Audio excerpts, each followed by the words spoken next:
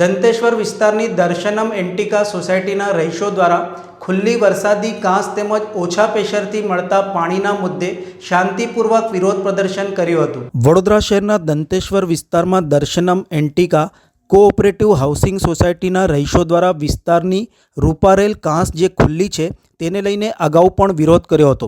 વિસ્તારમાં કાંસને લઈને બેનરો પણ માર્યા હતા। મીડિયાના માધ્યમથી તંત્રના બહેરા કાન સુધી સ્થાનિકોની લાગણી માંગણી પહોંચાડવાનો પ્રયત્ન કર્યો હતો, પણ જાડી ચામડીના અધિકારીઓના પેટનું પાણી હાલ્યું નથી અને સત્તાધીશોને જાણે કોઈ ફરક પડ્યો નથી। ચોમાસું નજીક છે ત્યારે રૂપારેલ ખુલ્લી કાંસની સમસ્યાથી પરેશાન રહીશો દ્વારા ગઈકાલે સાંજે ફરી એકવાર શાંતિપૂર્ણ વિરોધ પ્રદર્શન કર્યું હતું। વિરોધ પ્રદર્શનમાં નાના બાળકો હાથમાં પોસ્ટર સાથે હતા, જેમાં લખેલ હતું કે પપ્પા આ મચ્છરો અને દુર્ગંધથી અમને બચાવો, અમે ઘરની બહાર રમવા જઈ શકતા નથી।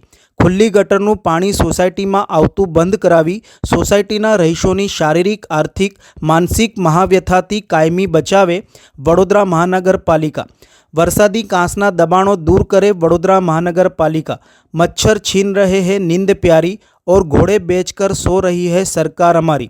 स्थानिकोए जणाव्युं हतुं के वरसादी खुल्ली कांसने आरसीसीनो स्लेब कराय, केम के ચોમાસામાં पाणी सोसायटीमां प्रवेशे छे अने लोकोने आर्थिक नुकसान थाय छे। साथे ज पाणीनी समस्या संदर्भे पण जणाव्युं हतुं अने पाणीनो फोर्स वधारवा मांग करी हती। फ्लो मीटर શરૂ કરવાની પણ માંગણી કરવામાં આવી હતી। સ્થાનિક મહિલાઓએ જણાવ્યું હતું કે ખુલ્લી વરસાદી કાંસના કારણે પાણી ભરાતા પાણીમાંથી નોકરી ધંધા શાળામાં જવું પડે છે।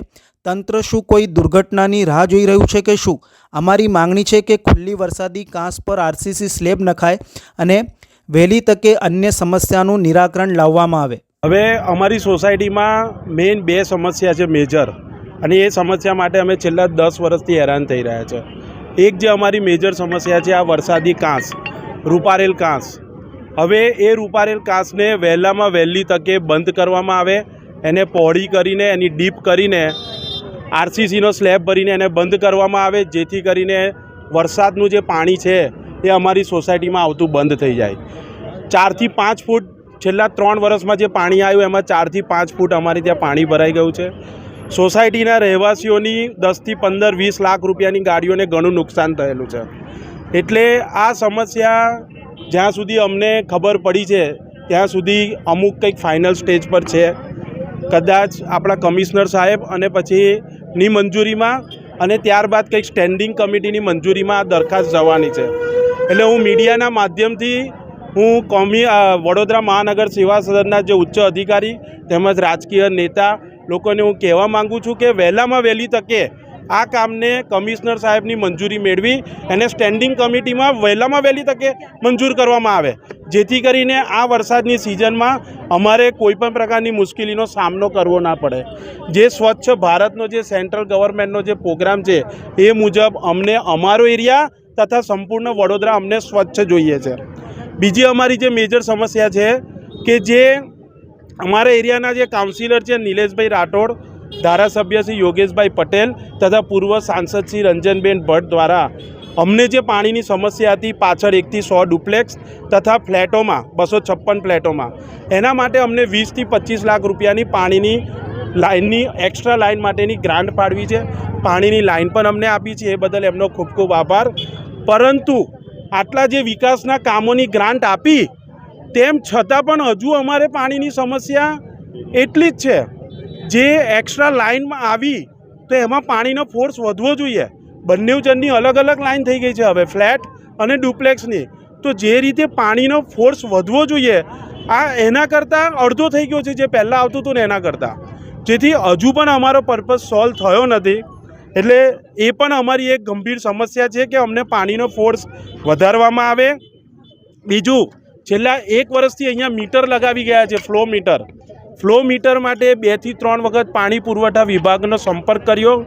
अमे खुद एवुं कीधुं कि अमारी सोसायटीनी तमे इलेक्ट्रिसिटी सप्लाय यूज करो, पण आ फ्लो मीटर चालू करो, जेथी अमने खबर पड़े कि घर दीठ કેટલું કોર્પોરેશનને પાણી અમને આપે છે।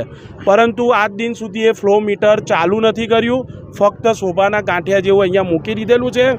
જેથી એ પણ હું તમારા માધ્યમ થ્રુ કહેવા માગું છું કે વહેલામાં વહેલી તકે આ ફ્લો મીટર શરૂ થાય તો અમને ખબર પડે કે કોર્પોરેશનના નિયમ મુજબ કેટલું અમને પર ફ્લેટ ફ્લોર ડુપ્લેક્સ કેટલું પાણી મળવા પાત્ર છે, અને જો ઓછું આવતું હશે તો એના માટે પણ અમે આગળ રજૂઆત કરીશું. એટલે જ્યાં સુધી અમારું આ જે વરસાદી કાંસની રૂપારેલ કાંસની સમસ્યાનું એ તથા પાણીની, ત્યાં સુધી અમે એક હકારાત્મક અભિગમ અપનાવીને અમે આ વિરોધ શરૂ કરીશું. કોર્પોરેશનનો દર વર્ષે સોસાયટીમાંથી 35 થી 40 લાખ રૂપિયા ટેક્સ જાય છે. અત્યારે જે પાણી આવેલું એમાં અમારું આખું હોમ થિયેટર બગડી ગયું છે, એમાં અમને 50 થી 60 હજાર રૂપિયાનું નુકસાન થયું. તેમ છતાં આ વર્ષનો વેરો કોર્પોરેશનના અધિકારીએ જબરજસ્તીથી અમારી જોડે વસૂલ કર્યો. નો ડાઉટ અમે એગ્રીડ છે કોર્પોરેશનને વેરો ભરવા માટે, દરેક જણ સમયસર પોતાનો વેરો ભરે છે, પણ એની સામે અમને કોર્પોરેશન તરફથી આઉટપુટ શું મળે છે? આજે છેલ્લા 10 વર્ષથી અમે હેરાન થઈ રહ્યા છે. 3 વખત પાણી આવ્યું અને લોકોની લાખો રૂપિયાની મિલકતને નુકસાન થયેલું છે, તો એનું નુકસાન શું કોર્પોરેશન અમને આપશે? જેથી તમારા માધ્યમ થ્રુ હું કોર્પોરેશનના અધિકારીથી માંડીને તમામ કે જે આ રૂપારેલ કાંસની ટેન્ડરિંગની જે પ્રક્રિયા છે એની સાથે સંકળાયેલા છે એ તમામને હું સોસાયટી વતી હું વિનંતી કરું છું કે વહેલામાં વહેલી તરીકે જ્યાં સુધી અમને જે સોર્સિસથી ખબર પડી છે એ કમિશનર સાહેબની મંજૂરીમાં મૂકવાનું છે, અને કમિશનર સાહેબ જો મંજૂર કરશે તો એ સ્ટેન્ડિંગ કમિટીમાં મંજૂરી માટે જવાનું છે. તો આને અભિગમ એટલે આને પોઝિટિવ એપ્રોચ કરીને આ કામ અમારું જલ્દીથી જલ્દી વહેલામાં વહેલી તકે વરસાદ પહેલાં ચાલુ કરે, એની મંજૂરી અપાવે. दर्शनम एंटिका धनतेश्वर रोड पे, और हमने हमारी समस्या आपके माध्यम से पहले भी पहुंचाई थी सरकार के पास, लेकिन अभी तक कोई कार्रवाई नहीं हुई है. और हमारी ये समस्या बहुत गंभीर समस्या है, क्योंकि इसमें ना किसी की कोई घटना घटेगी ना तब शायद यहाँ की सरकार जागेगी. मुझे लगता है किसी घटना के होने का इंतजार कर रही है सरकार. दीपक भाई ने आपको सब कुछ बता ही दिया है, आपके माध्यम से बात आगे पहुँचे इसलिए हम आपको बार बार बुलाते हैं, लेकिन सरकार की तरफ से अभी तक कोई कार्रवाई नहीं हुई है. यहाँ पर जो पानी भरता है उससे हम लोग इतना पीड़ित है, रेलवे की गाड़ियाँ बंद नहीं होती. हमारे हस्बैंड जो कि रेलवे के और एनजीसी के मेंबर ज़्यादा हैं इस सोसाइटी में, इतने पानी में ऑफिस जाते हैं. अगर उस पीरियड में कोई घटना हो जाएगी तब सरकार जागेगी, तब फिर कोई आएगा कि ये क्या हो गया दर्शनम में.